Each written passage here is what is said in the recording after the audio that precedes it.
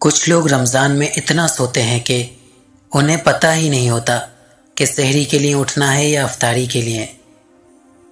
Pakistani T V کے morning show جنہوں نے خود 3 طلاقیں لی ہوتی ہیں، وہ دوسروں کو گھر بسانے کے طریقے بتا رہی ہوتی ہیں۔ جب سے عورت نے حیا چھوڑ دی، تب سے مرد نے بھی وفا چھوڑ دی۔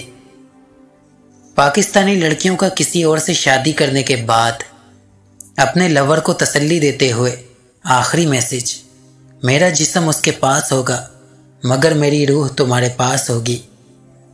آج کے دور میں اگر اینڈرائیڈ موبائل نہ ہوتا تو پتہ کیسے چلتا حیاداروں کا بے پردہ ہونا۔ 2 نمبر عورت تھی، 2 نمبر کردار تھا، مگر 1 نمبر مردوں کا کافی رش تھا۔ اپنی بچیوں کے سروں پہ دوپٹہ ڈالنے کا مقصد تب پورا ہوگا جب ان کا وقت پر نکاح ہوگا۔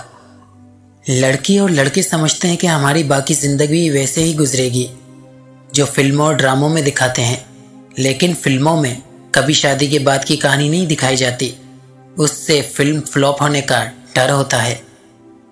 لڑکی کی زندگی میں دکھی لمحہ وہ ہوتا ہے جب شادی کے بعد اپنے ہی گھر میں مہمان بن کر آنا ہوتا ہے۔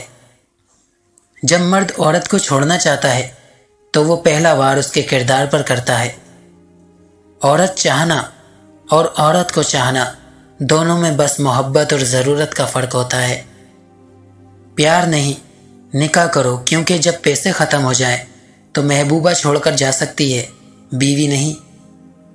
جس عورت کے سینے پر سے بار بار دوپٹہ گرنا شروع ہو جائے تو پاس بیٹھے مرد کو سمجھ لینا چاہیے کہ وہ کسی مرد کی تلاش میں ہے جس کا آسان حل نکاح ہے۔ عورت اور مرد کی سوچ ایک جیسی ہوتی ہے۔ عورت مرد سے سونا مانگتی ہے اور مرد بھی بدلے میں سونا چاہتا ہے۔